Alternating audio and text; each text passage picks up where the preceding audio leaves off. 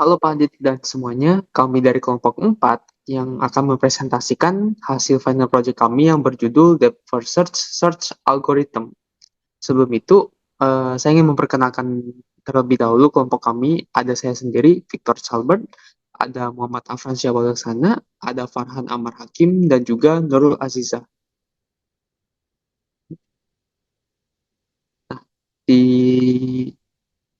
outline-nya sendiri ada basic concept, analysis, pros and cons, how DFS work, comparison between DFS dan BFS, dan yang terakhir when to use BFF instead of BFS.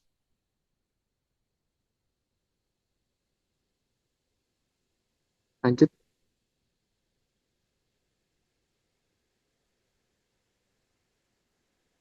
Nah, ini merupakan basic concept depth first search.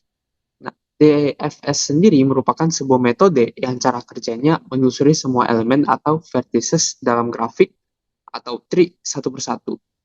Hal ini dilakukan dengan mengikuti pendekatan rekursif yang berarti memecah masalah dengan memecahnya menjadi versi yang lebih kecil dari masalah yang sama.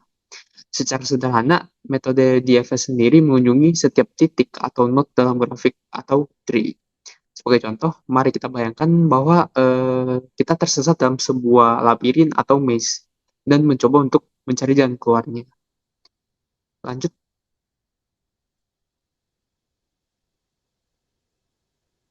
Nah, di sini ada implementasinya.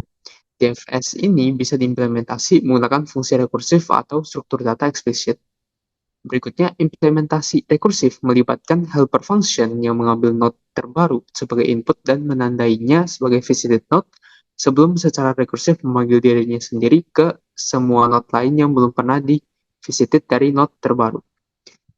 Kemudian ada implementasi interaktif menggunakan stake untuk tracking node yang perlu divisited, dimulai dengan mendorong akar node ke dalam stack, kemudian di setiap iterasi dan mengeluarkan sebuah node dari stack dan menandainya sebagai visited node dan mendorong semua node yang lain yang belum divisited ke dalam stack. Lanjut. Nah, kemudian ada pengaplikasian DFS. DFS sendiri diaplikasikan untuk mendeteksi cycle dalam graf.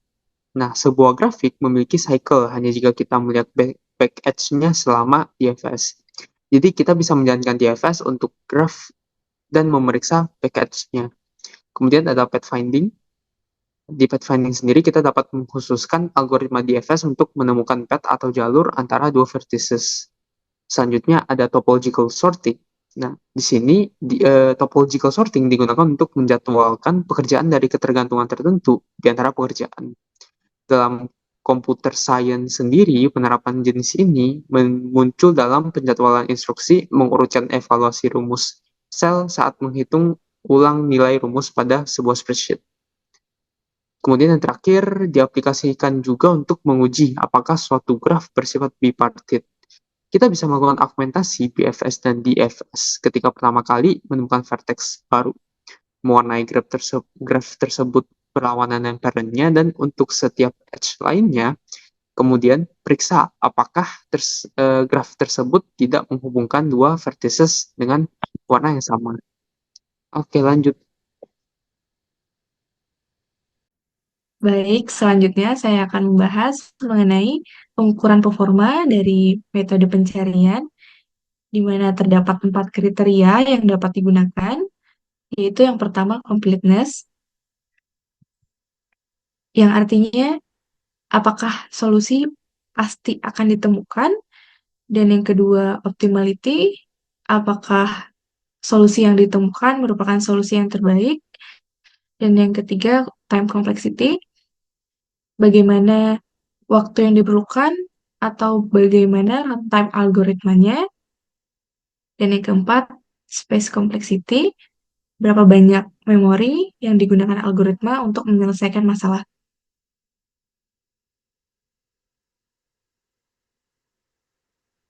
Di dalam DFS ini sendiri, Dia akan komplit apabila memiliki child yang terbatas dan juga memiliki penanganan terhadap jalur yang redundant dan juga repeated state. Dan pada DVS ini tidak akan optimal apabila memiliki infinite child dan tidak terjamin akan ditemukan solusinya.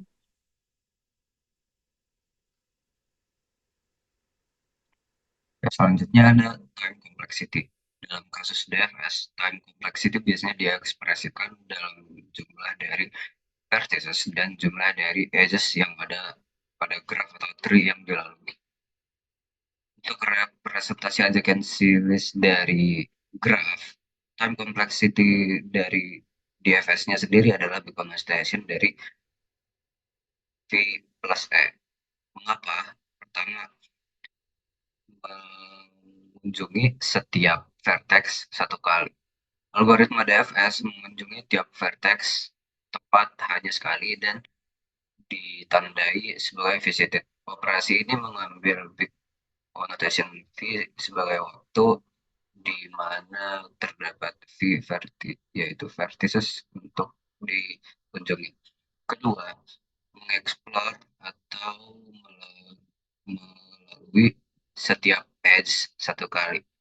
Untuk melalui semua edge dalam graf DFS perlu untuk eh, melalui melalui adjacency list dari setiap teks. Total waktu yang dibutuhkan untuk step ini proporsional dengan jumlah dari panjang adjacency list yang dimana big connotation E worst case-nya. Keempat, ada space complexity. Space complexity dari DFS bergantung pada maksimum kedalaman dari rekursinya.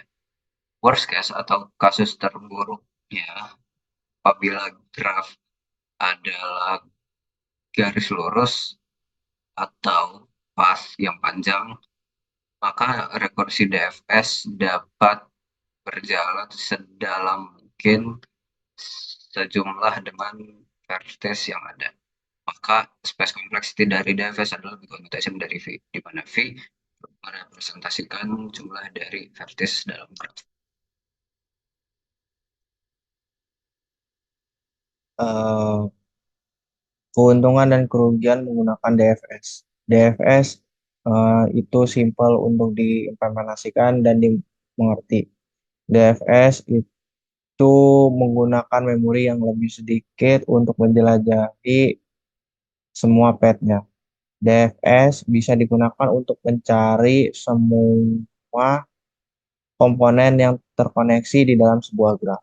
Kekurangannya, DFS kemungkinan tidak bisa menjadi shortest path di antara dua node di dalam graf. DFS kemungkinan bisa stuck di dalam sebuah infinite loop dalam graf yang memiliki cycle dan tidak ditangani secara proper. Lalu DFS kemungkinan tidak bisa menjadi pilihan terbaik untuk mencari path terpendek di dalam weight graph. Bagaimana cara kerja DFS? DFS bekerja dengan cara menjelajahi sejauh mungkin setiap cabang lalu backtracking ke cabang sebelumnya. Di sini ada beberapa outline bagaimana cara kerja DFS. Pertama, dari root-nya terlebih dahulu. Itu lalu kedua, menandai semua node yang sudah dijelajahi atau dikunjungi. Ketiga, untuk setiap node yang belum dikunjungi, maka akan menjalankan secara rekursif DFS algorithm. Keempat, jika semua node sudah dikunjungi atau tidak ada lagi node yang harus dikunjungi, maka backtrack bisa dilakukan ke node sebelumnya.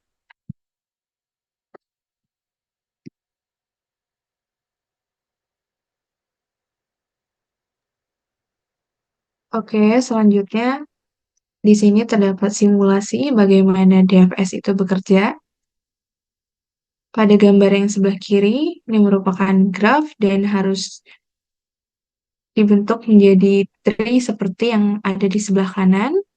Lalu kita menelusuri dari root paling atas yaitu S ke A ke D ke G ke E ke B lalu ke F dan yang terakhir yaitu ke C.